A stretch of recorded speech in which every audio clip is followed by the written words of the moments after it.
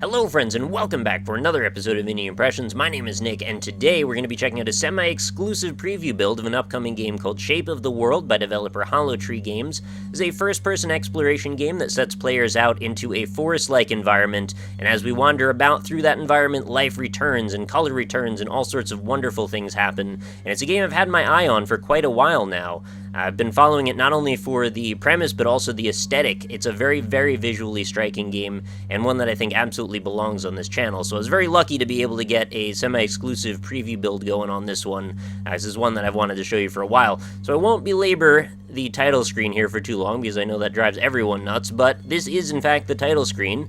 We find ourselves in a completely empty gray void. As we look about, we've got nothing to see except for a couple arrows on the floor telling us to go through this insignia, which is also part of the Shape of the World's logo. It's actually the A.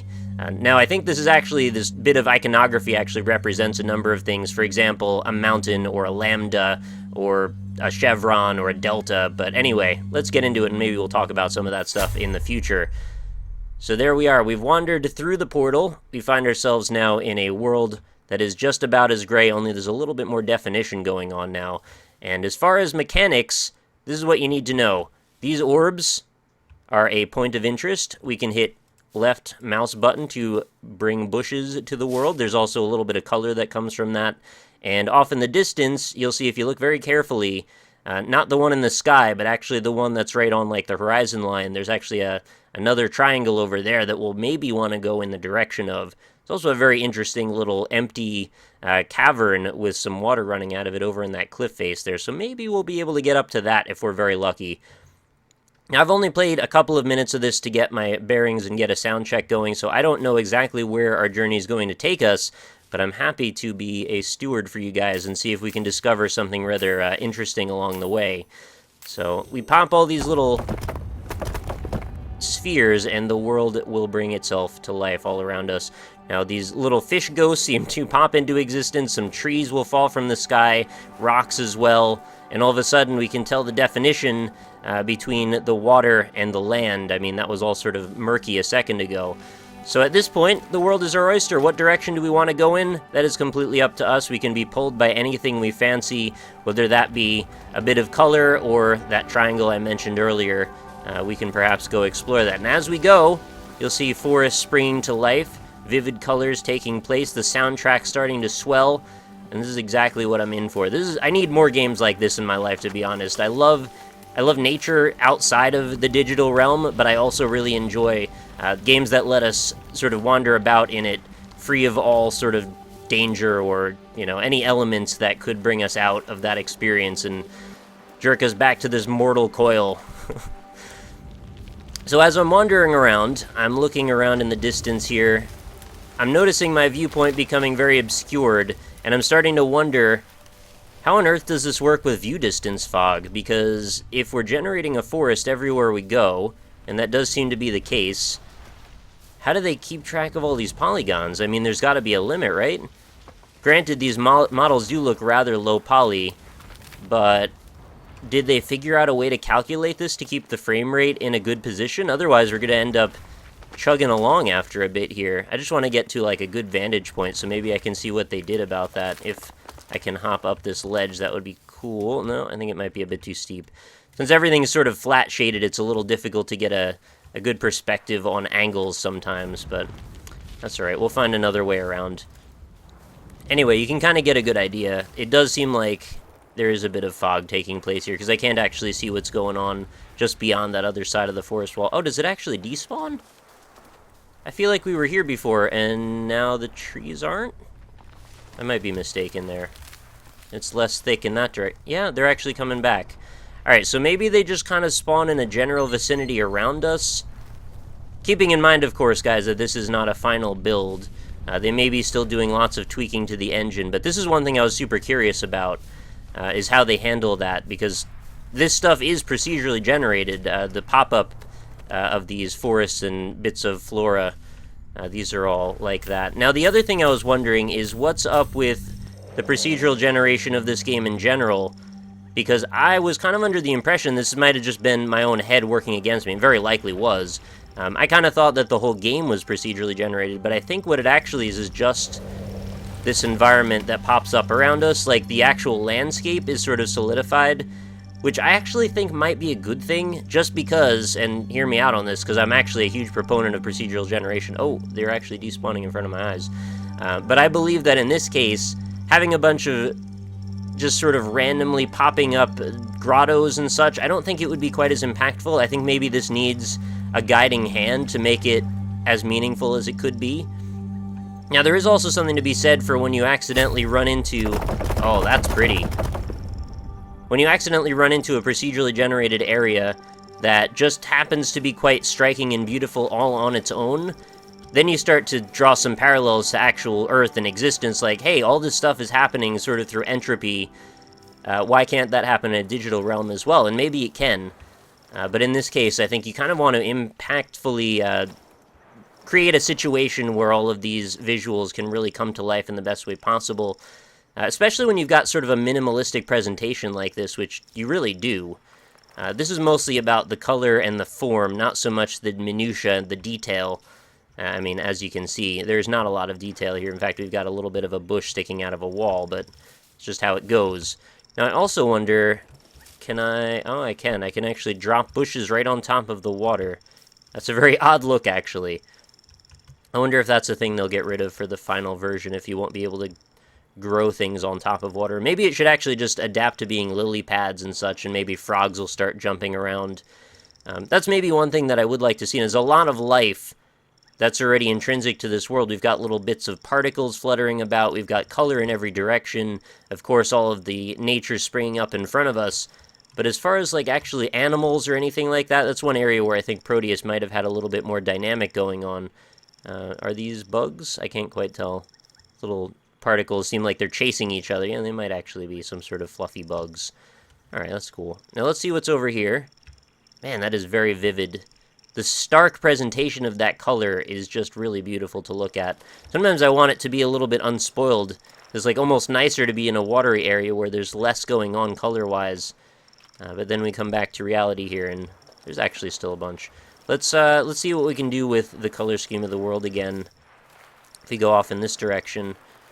Now my hope, and this is maybe why I was a little bit confused when I was talking about the procedural generation of this stuff, the forest in general. My hope was that you'd be able to wander about for quite a while, and then be able to look behind you and see the areas that you've kind of colored in with life. But if they're going to despawn behind you, or maybe just certain markers stay spawned, I don't know. Maybe that's the way that that'll all work. Oh, we've got some more orbs here. And it seems like there's two main gameplay conventions that are going on. We've got the orbs that are causing these triangles to form, and then we've got the triangles themselves, and both of these seem to transfer the world into like a new realm. Although I'm not sure to what degree that matters. It might just be aesthetic, or it might not. But let's keep wandering up, following this little stream. Seems to be flowing... It almost looked like it was flowing uphill for a second, but that's not really a thing. Oh, that's really pretty. Alright, we do have a good vista here. Maybe we could get a good look over the world from this point. Oh, that's really pretty as well. So I was talking about earlier with regard to some of that iconography. I was wondering if the developers actively built in that logo to mean something like, you know, it looks like a mountain. Oh, there's a tree completely blocking my path here almost. It looks like a mountain. It looks like that feeling of like, oh, climb me, right? And that's kind of what it's beckoning you around to do. It also reminds me a bit of a delta, minus the bottom bit, of course, which, you know, symbolic of change. Nature, entropy, change, those things all kind of go hand in hand. Deltas, perhaps more symbolic of heraldry, family lines, lineage, nature, again, kind of comes back to that same thing. And the lambda, which is actually a symbol for longitude on maps, which I didn't actually realize until I'd done a little bit of research there. So there might be quite a few little converging points about this symbolism in the very title. Wow, that's so pretty. Hey, I want the vines to chill for a second so I get a good look. Seems like everything is just generating on its own sometimes. I'm not even over there, and things are popping up and disappearing. Man, that's so nice. Alright, let's go toward this marker off in the distance. I want to see if maybe I activate enough of these over time, maybe something really substantial will change. Maybe there'll be new elements that are introduced. I'm not sure to what degree this is developed, really, so we're seeing this all on the fly together, and I think that's kind of the way to do it in this particular case. I also took care to do my best to make sure this looks as nice for you as possible. The video should be running in 60 FPS, provided it's had enough time to process, and that your browser can handle that. Man, it's really mysterious. Like, everything changes so much just from shifting the color palette a bit. And looking behind us, man, that's so vivid. Everything is neon. It's just all fluorescent neon glowing beautifulness, and that's what I'm all about. Oh, the sound's great, too. The forest crunching up around us like that. What is going on this hillside? This looks like water, but at the angle it's at, very likely not. Look at that. That looks so much like Fracked. I guess the glowing sound as well kind of does that too. Oh, what do we have going on here?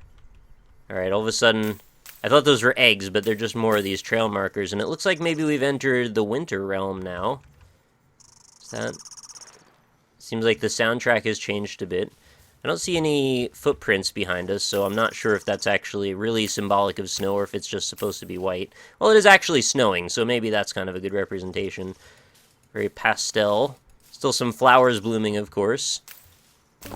And what do we have going on here? That was actually quite ominous.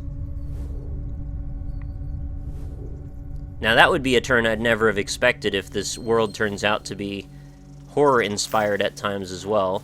I mean, as in reality, there are some moments that are a bit horrific, so I couldn't imagine why they wouldn't have some stuff like that built in. I really want to get up to that cliff face up there and see what's up in that cave. I think more so than almost anything else. Oh, did I build these rocks here?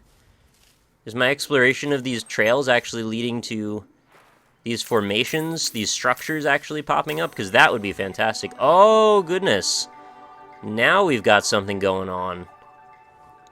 We've built our own staircase. Where is this going to take us? Alright, we've found our way atop this large stone. Oh, perhaps this is how we get upstairs.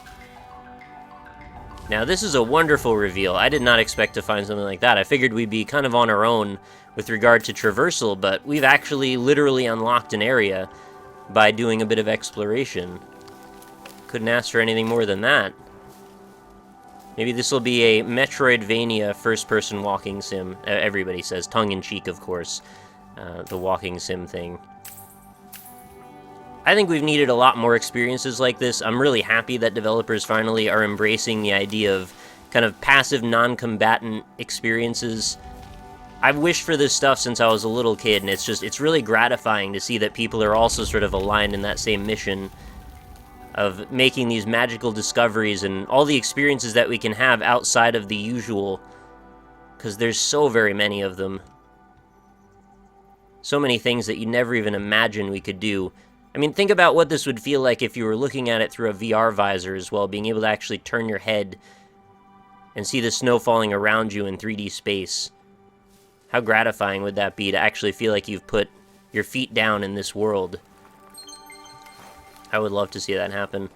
It's almost a nice segue here for me to say, and if you're interested in that, I believe this is one of the stretch goals on their Kickstarter, so... Oh, consider backing the Kickstarter for Shape of the World if you're into that. And by the way, I don't generally cover Kickstarter games at all, but this one in particular definitely caught my interest in a big way. I don't think I could come up with too many games that are more of a right fit for this channel than this one. Oh, looks like we're gonna make it. Oh, this is a very spirally rainbow road here. Does the road stay formed? It does, so we could actually hop back down to it, perhaps. Well, if we had a jump button, which I don't believe we do. We made it up! We've reached the icy crags of whatever this mountain is called. Oh. And now we've been plunged into darkness, kind of. Alright, well that was actually, I guess, where things leave off. So we can either restart or quit. There's actually a lot more to see than this. I didn't intend to necessarily come up to this peak right away. I was just happy to find that there was a way up, and I had no idea that this would end the demo of what I've seen so far. Well, maybe I'll stream some of this later, and we can wander around and look at some of the behind-the-scenes areas that are a little bit off the beaten path, because I kind of stayed within the main obvious gameplay area. There's like a lake over to the side that kind of goes around and wraps behind one of the mountains, so that might be worth looking at as well. I wish I could get a look down into this cavern, but I guess we'll have to wait for the full version for that. Anyway, that was Shape of the World. I obviously have a pretty high opinion of this one. I don't think that needs to be expressed much more. If you're interested, there will be a link, of course, in the description of this to the Kickstarter. And if that strikes your fancy, you can go ahead and back it. If not, just watch for future coverage of Shape of the World, because I will absolutely be playing more of this in the future. So, thank you for watching, everybody. Make sure you leave a like if you enjoyed the video, and I will see you all in the next one.